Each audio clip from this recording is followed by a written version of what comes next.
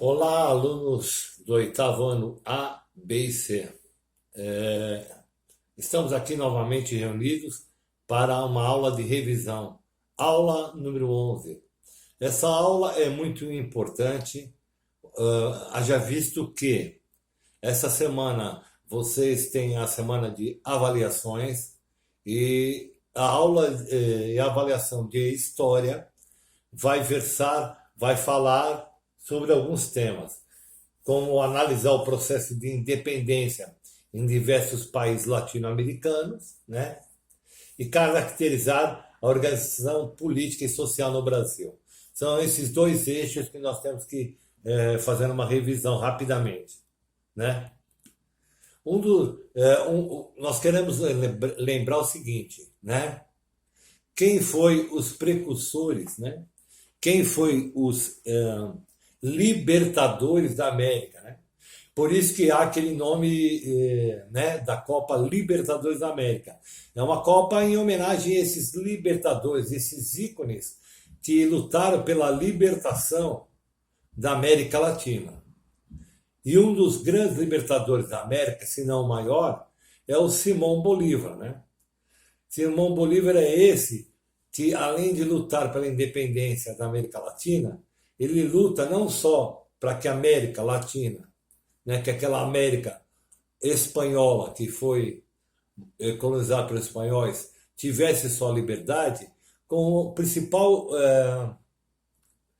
a principal objetivo dele era unir toda essa América Latina em um só país, em uma só política, em uma só moeda, um só povo, unido por esses laços sanguíneos, né, de Maia, dos antigos maias, incas e astecas.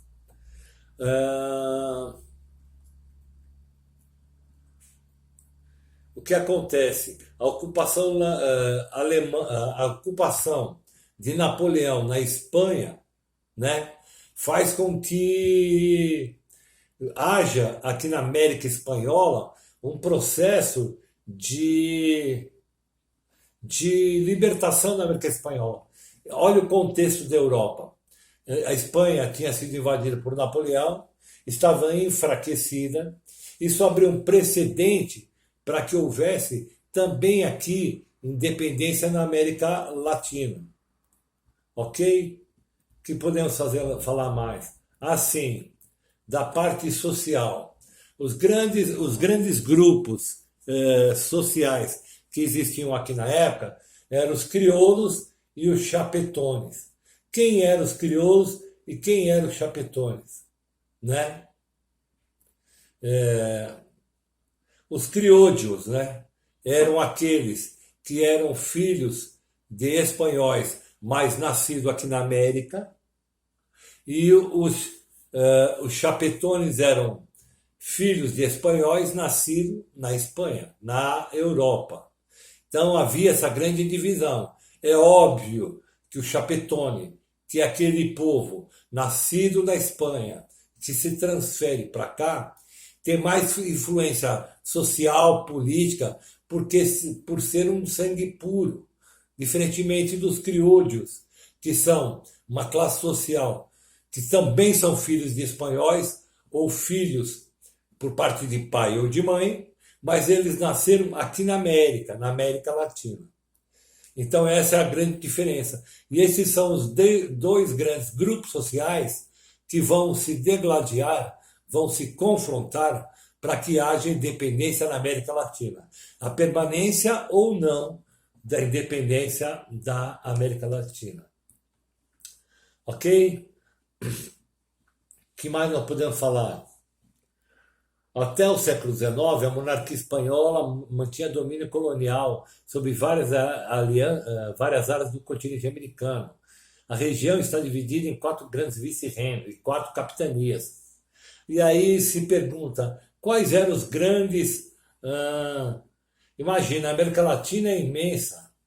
E aí, para ser um melhor administrado, a colônia espanhola decide dividir, fatiar esse continente, essa América Espanhola, em 4 vice-reinos. Um é o vice-reino da Nova Espanha, né? Em várias áreas, em 4 grandes vice-reinos e 4 capitanias. Qual é o vice-reino aqui? Nova Espanha, o vice-reino do Peru, de Nova Granada. E aí não tem falta qual vice-reino, né? Qual vice-reino que não faz parte desse contexto? O vice-reino da Guiana. Sexta questão, uma questão aqui para nós discutirmos, né? Vamos falar aqui, por exemplo, da vida real para a vinda da família real portuguesa ao Brasil, ok? Então esse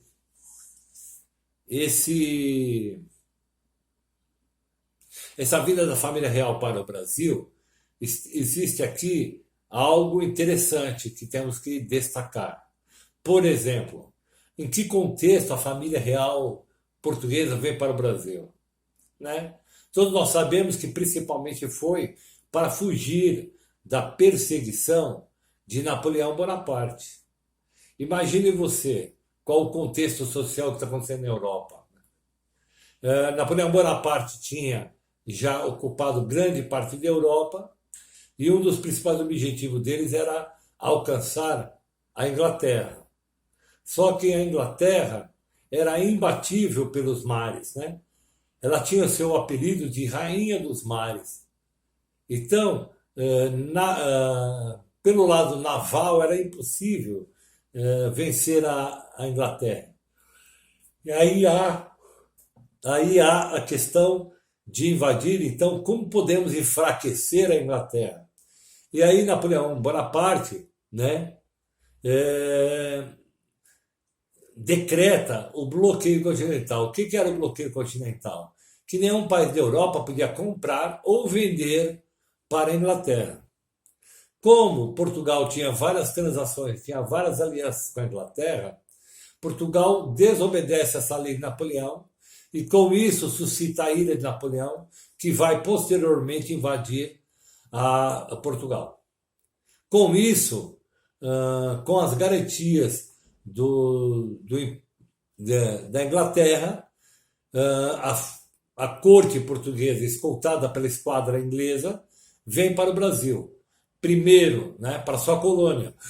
Primeiro em Salvador e posteriormente no Rio de Janeiro, né?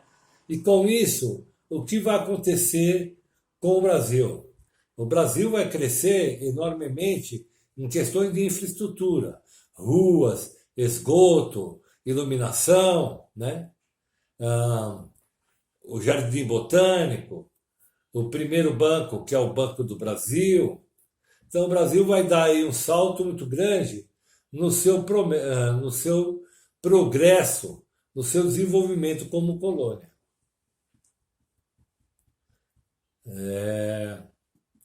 Uma outra questão aqui. Isso já falamos.